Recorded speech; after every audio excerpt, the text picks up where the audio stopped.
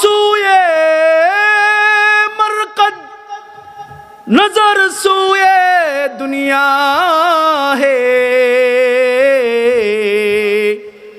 কিধর জানা হে और किधर देख रहा है। নবী গো, আমি অন্যায় করে ফেলেছি, আল্লাহর কাছে জবাব দেওয়ার মতো ক্ষমতা আমার নাই। ও পয়গম্বর, আমার শাস্তি হয়ে যাক, নির্দোষ হয়ে আল্লাহর দরবারে দাঁড়াবো।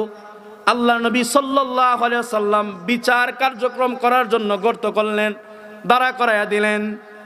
পাথর নিক্ষেপ করে সাহাবীরা, একজন সাহাবী জোরে পাথর নিক্ষেপ করেছে, সাহাবী শহীদ হয়ে গেছে, তার শরীরের রক্তটা ওই সাহাবীর শরীরে এসে পড়েছে। সে সাথে সাথে বলে, আহ, নাপাকির শরীরের রক্তটা আমার গায়ে লাগলো। আল্লাহর নবী এইভাবে তার জবানের মধ্যে ধরে ফেলছে, সাবধান, আমার এই সাহাবীরে নাপাক তুমি বলবা না। কেন গো আল্লাহর পয়গম্বর?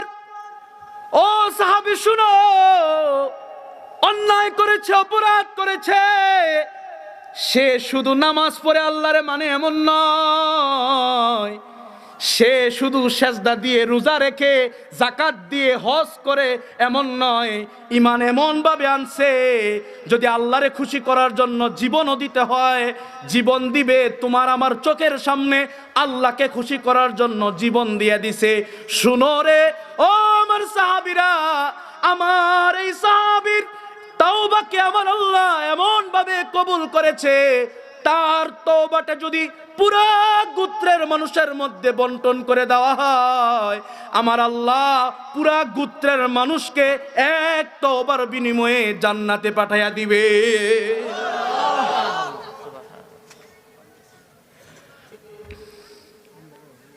পাও তো হায়াত তো যাইতেছে কবরের দিকে, তো আমার লুভ বাড়তাছে দুনিয়ার দিকে, আর আমি যামু কোন দিকে আর তাকাইতেছি কোন দিকে?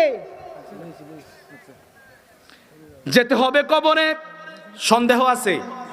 সবাই বলেন, কোন সন্দেহ আছে? যেতে হবে কবরে, যেতেই হবে বাবা।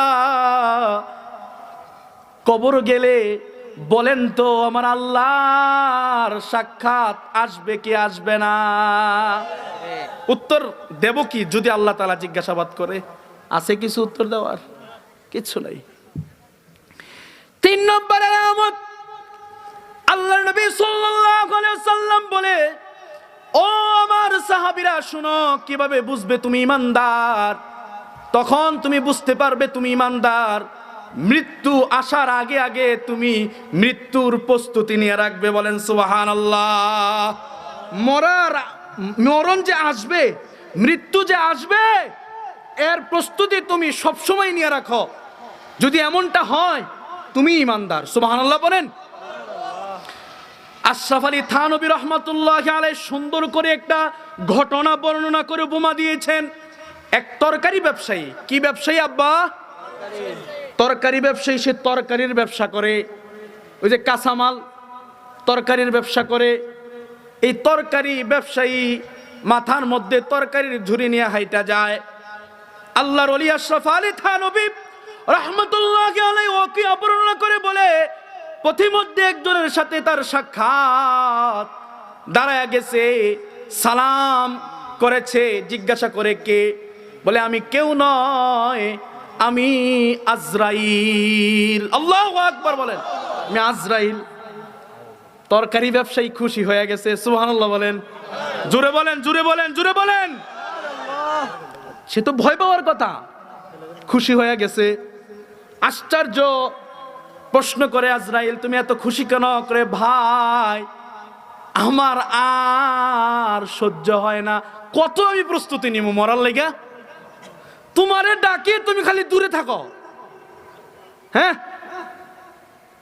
কত সাধনার পরে পাইলাম তোমার দেখা, ছেড়ে দিও না, ছেড়ে দিও না, তুমি আমাকে একা সঙ্গে করে নিয়ে যাও।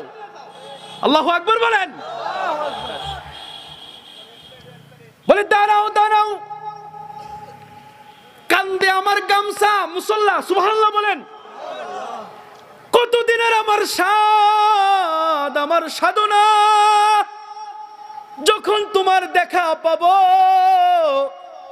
এই গামছা মুসলা বানায়া সেজদা দিব, এই সেজদা দিয়া যখন আমি মালিককে ডাক দিব সুবহানা রাব্বিয়াল আলা, আল্লাহু আকবার।